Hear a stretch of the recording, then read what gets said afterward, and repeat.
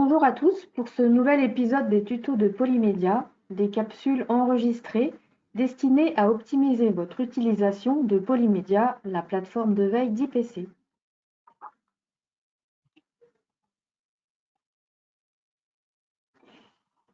Nous allons aujourd'hui parler de l'utilisation des tags et des métadonnées.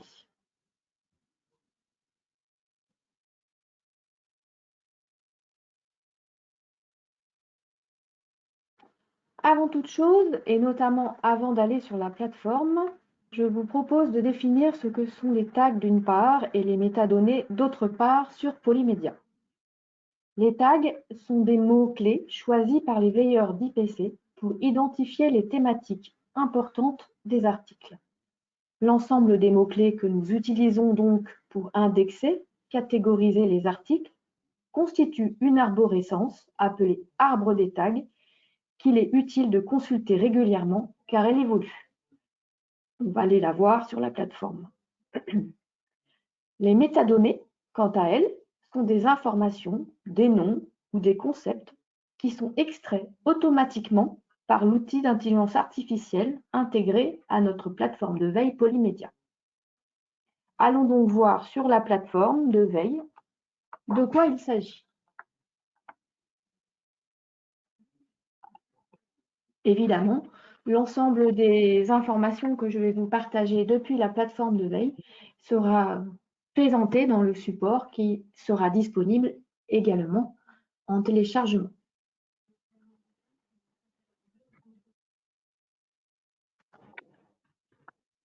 Alors, depuis la plateforme de veille, prenons un article au hasard. Les tags et les métadonnées de cet article sont présents à droite.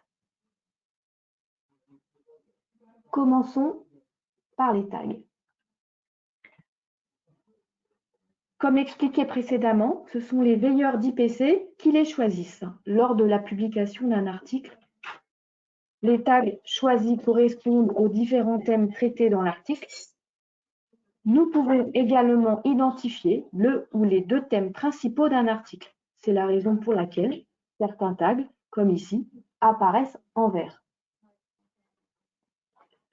Les tags ne sont pas obligatoirement des mots issus du texte lui-même, mais ce sont uniquement des mots en français. Si on prend cet article en anglais comme exemple, sur des gobelets de café comestibles produits à partir de céréales, on peut constater que le texte n'intègre pas l'expression emballage agroalimentaire, qui est l'un des mots-clés ou tag qui a été logiquement retenu pour qualifier cet article. Cela permet ainsi d'associer cet article à tous ceux qui parlent d'emballage agroalimentaire. D'ailleurs, si à partir de cette page, vous souhaitez avoir d'autres exemples d'emballage agroalimentaire, il suffit de cliquer sur le mot-clé emballage agroalimentaire pour obtenir la liste des articles qui ont été classés dans cette catégorie. J'ai cliqué sur emballage agroalimentaire.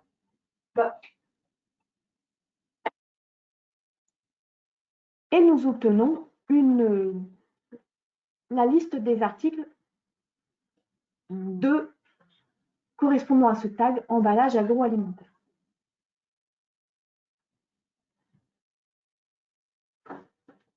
Et on retrouve d'ailleurs l'article depuis lequel nous avons démarré, par lequel nous avons démarré. Il est également possible de rechercher des tags à partir de la barre de recherche simple dans Polymédia. Donc la barre de recherche simple que j'obtiens en cliquant sur la loupe est ici. Si je commence à taper quelques lettres dans cette barre de recherche, comme on peut le faire sur n'importe quel moteur, sur Internet, eh bien, je vois apparaître un certain nombre de mots-clés qui intègrent la liste des lettres que je viens de taper. Donc, par exemple, recy, pour une recherche qui va concerner le recyclage, eh bien, je peux trouver différents mots-clés ou tags correspondant à ces 4 lettres. Procédé de recyclage, recyclage mécanique, recyclage biotechnologique, recycleur, recycleur chimique et recyclage, le terme que je souhaitais chercher au départ.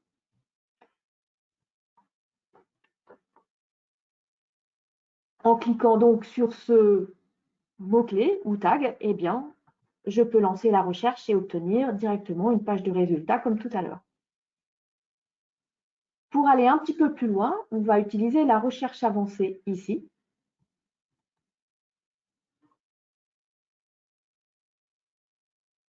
Il est possible également de faire des requêtes, non pas en texte intégral, comme on peut le faire avec ce champ mots ou expressions, mais avec les tags en utilisant donc le champ en dessous. Donc de la même façon qu'on vient de le voir, en tapant quelques lettres, on peut retrouver les tags correspondants à ces lettres. Au départ, je vous ai expliqué qu'il peut être intéressant de consulter l'arborescence des tags. Et il est possible de le retrouver ici, cette arborescence. Donc là, je vais choisir de passer par cette arborescence pour vous montrer comment elle fonctionne.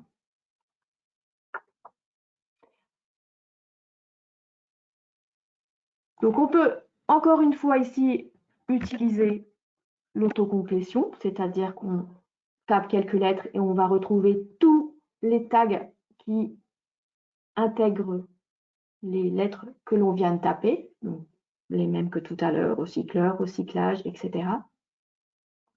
Et vous voyez apparaître ici une arborescence. Par exemple, le tag recycleur appartient et intégré dans un niveau de tag supérieur qui s'appelle acteur du marché. Et il y a encore un niveau de tag au-dessus qui s'appelle actualité de la filière. Ce premier tag ou ce tag de premier niveau qui s'appelle actualité de la filière s'appelle dans l'outil Polymédia une catégorie de tags. Donc, actualité de la filière est une catégorie de tags et tous les tags de premier niveau, comme enjeux environnementaux, comme matériaux, comme procédés, etc., sont des catégories de tags. Il est important donc de retenir à quel niveau appartient les tags que vous avez retenus pour pouvoir effectuer correctement le paramétrage d'une recherche. Alors, je vais aller sélectionner 2 tags pour faire une recherche et vous montrer effectivement comment on peut paramétrer la requête correctement. Donc, pour l'exemple, je vais m'intéresser au recyclage du polystyrène. Donc, je vais d'abord chercher le terme ou le tag recyclage que je vais choisir ici. Et puis, ce qui va m'intéresser, donc, c'est le polystyrène. Donc, je vais aller chercher dans l'arbre des tags. Imaginons que je ne sache pas comment a été libellé le tag par le veilleur ou les veilleurs d'IPC. Alors, je vais aller parcourir l'arborescence à l'aide des flèches que l'on trouve devant les tags. Donc, je suis allée dans la catégorie de tags matériaux et je vais aller chercher le tag correspondant à mon matériau cherché, donc le polystyrène. Voilà, une fois qu'on a sélectionné les tags qui nous intéressent, en une ou plusieurs étapes, eh bien, je clique sur le bouton sélectionner pour obtenir donc les tags que j'ai retenus, recyclage et polystyrène. La dernière étape ici, pour faire cette recherche, c'est donc de s'intéresser à quel niveau de tag nous avons à faire,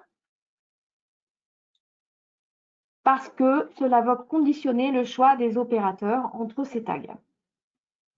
Donc, on a vu que recyclage et polystyrène n'étaient pas des tags de premier niveau, donc n'étaient pas des catégories de tags, ils appartiennent à des catégories, ils sont sous des tags de niveau catégorie.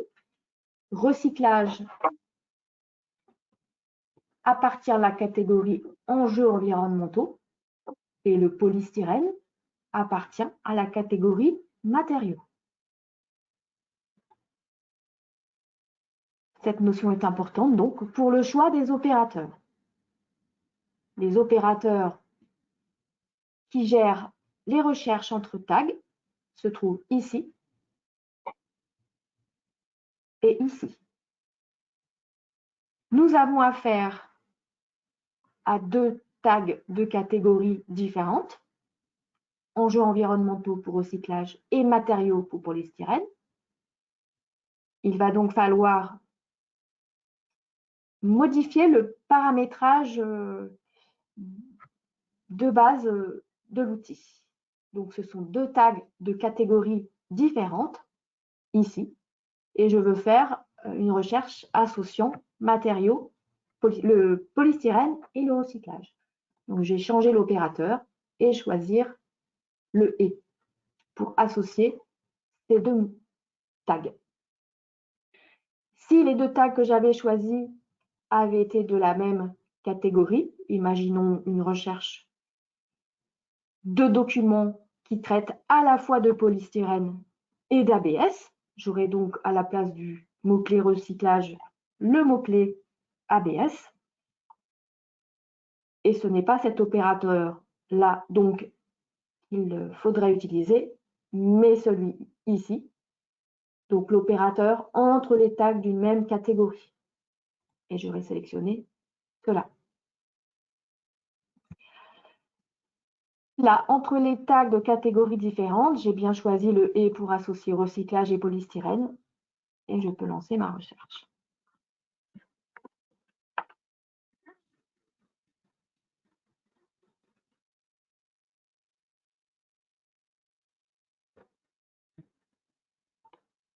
Alors, passons aux métadonnées maintenant. Pour cela, je reviens à mon article de départ sur mes gobelets de café. On avait vu les mots-clés. Nous avons désormais aussi dessous les métadonnées. Sous la partie tag. Les métadonnées sont donc des données, comme on l'a vu au départ, qui elles sont extraites automatiquement par l'outil et non pas choisies par les veilleurs d'IPC. Sur la plateforme de veille, Polymédia, plusieurs types de métadonnées sont distingués. On retrouve pour cet article le nom de l'entreprise. Donc, on va retrouver les organisations comme en tant que métadonnées. Et on peut retrouver également d'autres mots-clés. Indépendamment, donc, d'une action des veilleurs.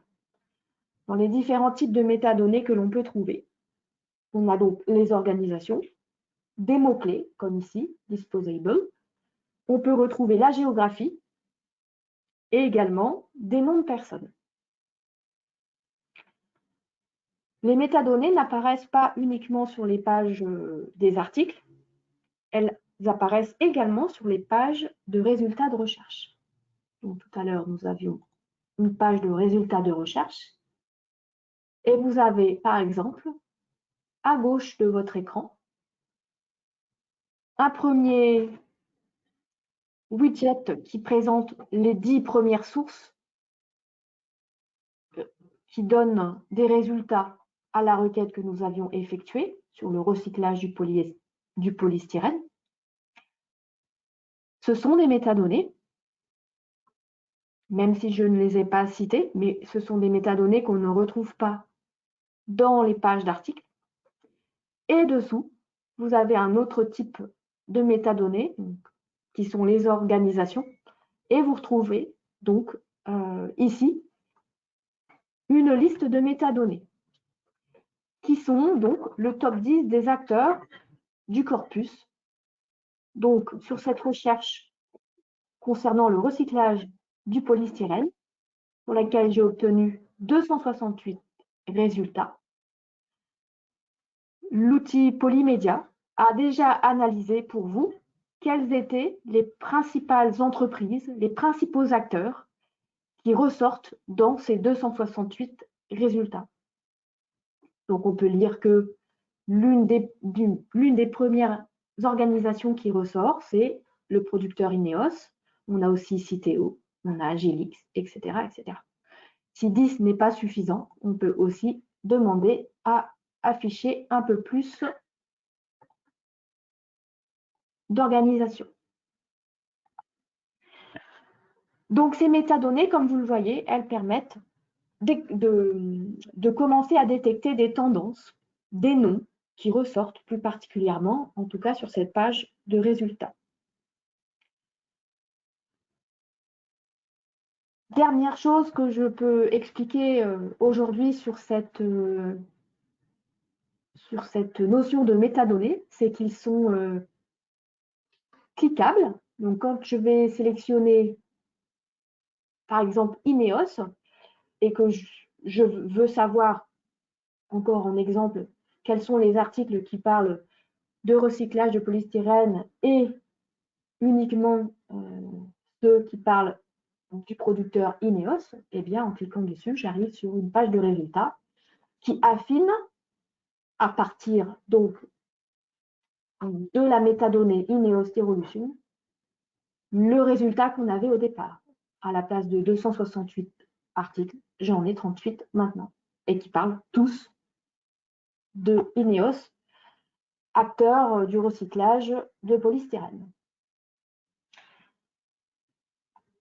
Voilà, je vais m'arrêter là pour aujourd'hui pour les explications concernant les tags et les métadonnées.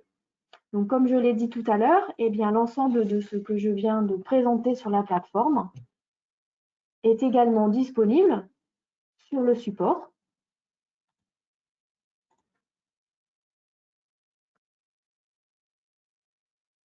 Tout est détaillé et vous pouvez le retrouver en téléchargement.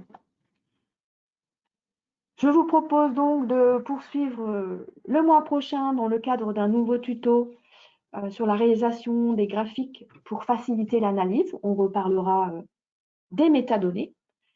Et je vous donne donc rendez-vous le 3 juillet prochain pour ce nouveau tuto. Merci beaucoup et à bientôt.